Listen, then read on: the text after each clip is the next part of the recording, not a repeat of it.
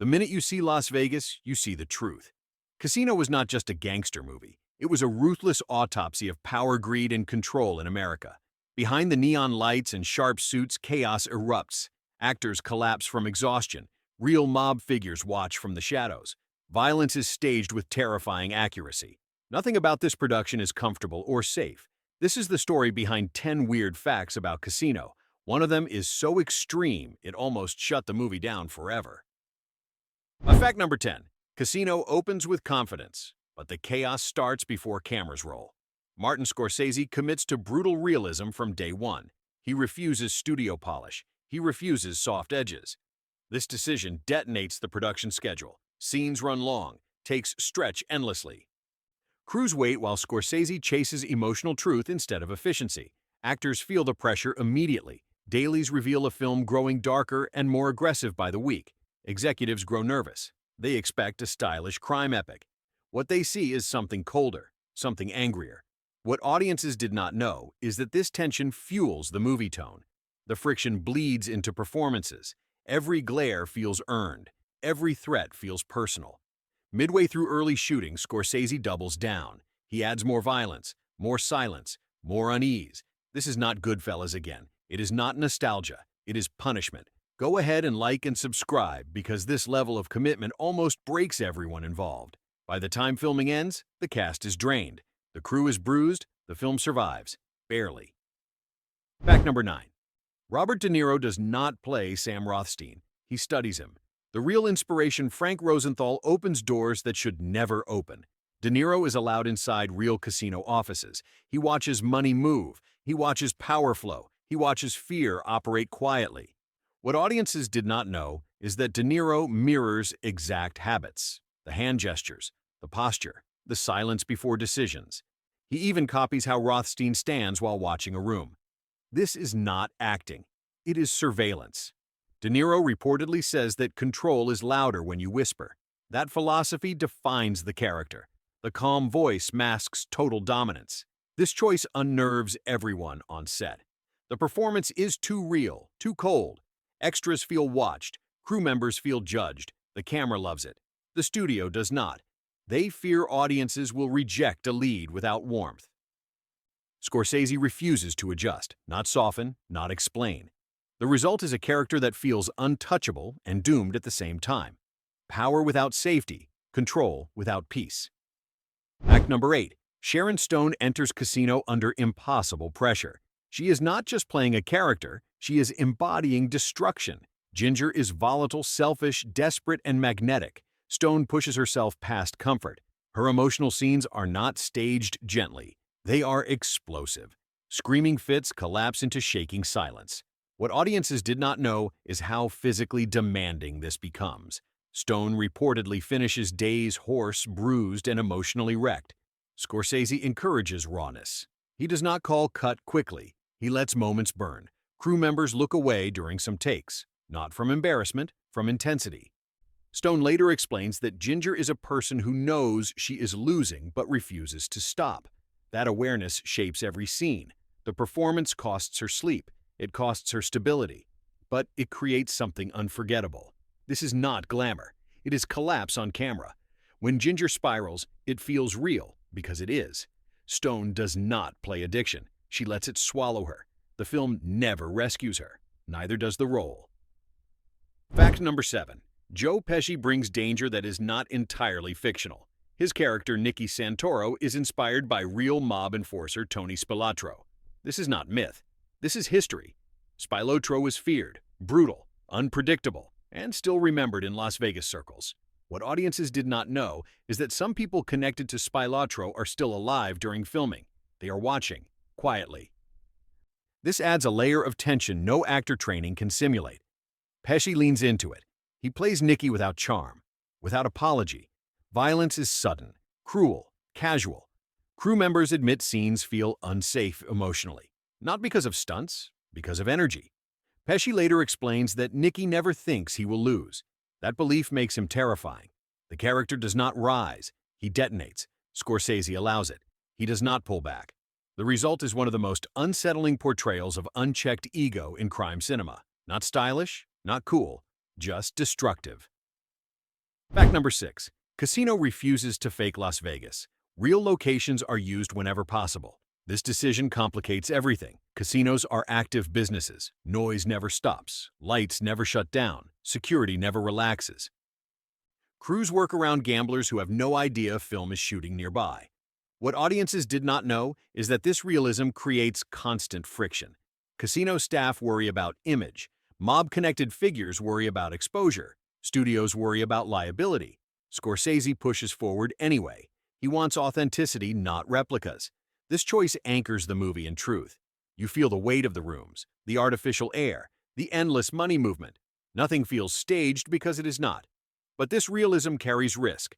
Every delay costs money. Every argument threatens shutdown. The production survives by compromise and stubbornness. When Casino looks alive, it is because it is.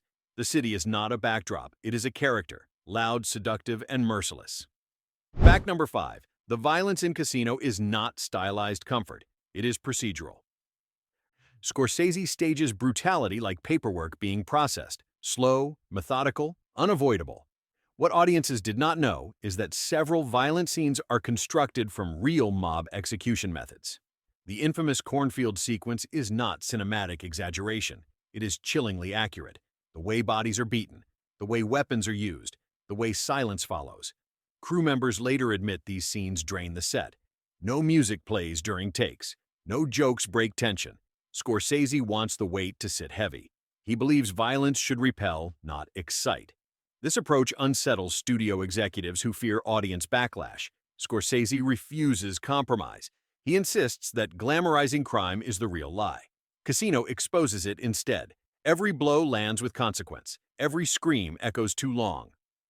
By the time violence peaks, it feels inevitable, not thrilling. That choice reshapes how crime films handle brutality afterward. Not spectacle, but reckoning. Fact number 4. Editing Casino becomes its own war. The footage is massive. Scenes overlap. Voiceover layers stack endlessly. Scorsese and editor Thelma Schoonmaker work relentlessly shaping chaos into clarity. What audiences did not know is how radical the structure feels during assembly. Early cuts feel overwhelming. Information floods every frame. Studio voices suggest trimming narration, reducing complexity, slowing pace. Scorsese refuses again. He believes confusion mirrors the system. Casinos run on noise distraction and excess. The movie must feel the same. Schoonmaker carefully balances rhythm. Long-flowing explanations slam into sudden violence. Calm observation collapses into panic. This editing style demands total attention. Miss a moment, and meaning slips away. That is intentional. Casino does not hold hands. It dares viewers to keep up.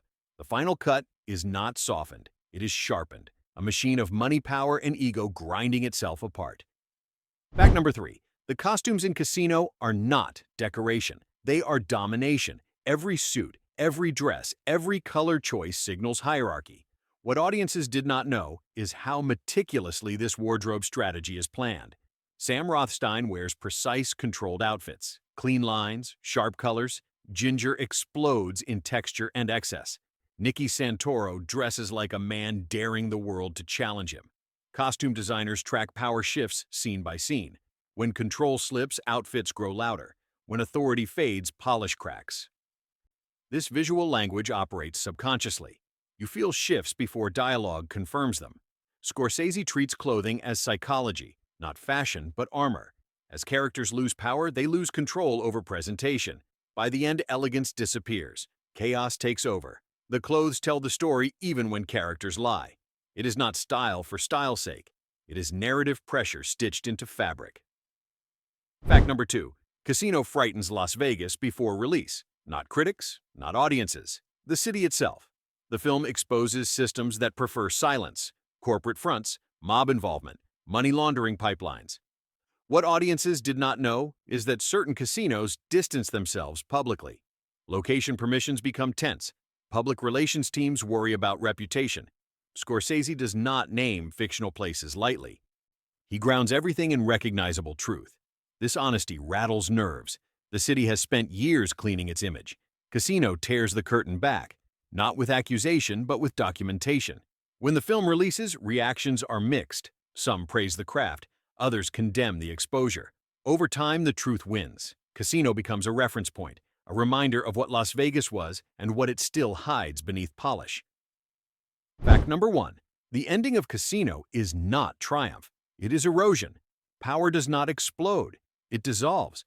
What audiences did not know is how intentional this quiet devastation is. Scorsese rejects dramatic closure. No redemption arcs. No moral speeches. Sam survives but loses meaning. Nikki vanishes violently. Ginger disintegrates off-screen. The system continues without them. This ending reflects reality. Crime does not end with fireworks. It ends with paperwork and replacement. The machine rolls on. That choice haunts viewers. There is no catharsis, only aftermath. Casino ends not with victory, but with emptiness. A desert without illusion. That restraint cements its power. It refuses fantasy. It offers consequence. Bonus fact. Casino almost becomes smaller, safer, forgettable. Early pressure pushes Scorsese to shorten scenes, simplify narration, and soften violence. He resists all of it. What audiences did not know is how close the film comes to compromise. A different edit exists briefly. It is faster, cleaner, and far less brutal. Scorsese abandons it. He chooses discomfort over approval. That decision preserves the film's identity. Casino survives because it refuses to behave. Casino stands today not as entertainment, but as excavation. A film that strips glamour from power and exposes the machinery underneath. Not nostalgia, not romance, but truth under neon lights. If you want more stories like this, go ahead and subscribe and stay sharp. The house always wins, until it eats itself.